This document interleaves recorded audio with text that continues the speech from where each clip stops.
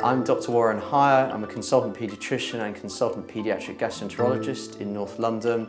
I would look after acutely unwell children, normally in hospital, concentrating on their gut and their nutritional disease.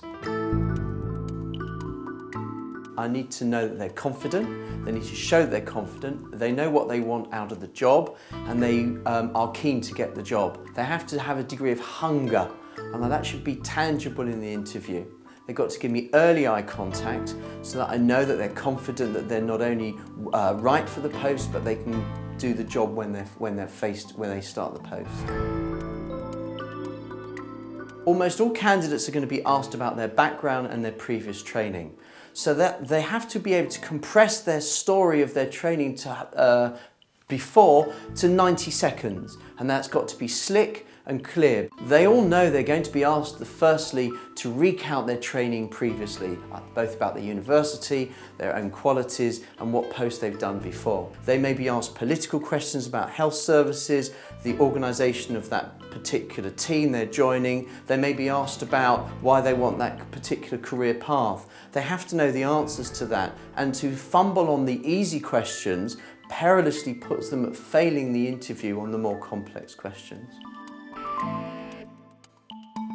I'd much rather see someone who has shown that they can work in a team, who has outside interests and skill and has faced difficult challenges, either logistic or team exercises, who has faced those adversities and successfully managed those. So that might be running an orchestra, it might be Operation Raleigh, it might be work abroad, it might be teaching another language. Someone who has shown initiative, someone who has taken on a task that might be outside their skill mix and has successfully achieved, these are greater qualities than someone who has just done a bit of work experience, perhaps in an old age home.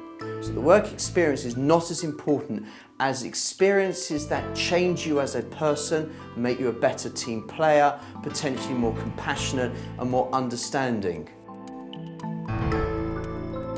The 2-year foundation is the first opportunity you have to practice a skill that you've aspired for almost a decade. You've been waiting for this moment. You have to enter the job confidently, but at the same time, you have to be humble. You have to understand that this is the first time you're taking responsibility for patient care. So this means continuity, seeing jobs through that you start, being professional, courteous, and respecting other people's opinions. But more importantly, don't work outside your skill mix. So my tips to new employees are: number 1, don't take on something you can't do. Number 2, ask for help early. Number 3, perhaps most important, enjoy your job. This is your career for the next 40 years. Starting your post in sheer panic is unnecessary. My first comment to anyone who's preparing to be a consultant and generating a CV is they need to be running it for about a year, making modifications week upon week as they've seen other CVs and they've organised their own previous experiences. It should be about skills that you have acquired, expertise that you can bring. So you must organise your CV so that faced at an interview, each different interviewer who might have a different aspect, one might be looking for your clinical skill, one might be looking at your training and education. They can pick that up from your CV without trailing through a list of jobs. Faced with difficulties, the first initial response is to be humble.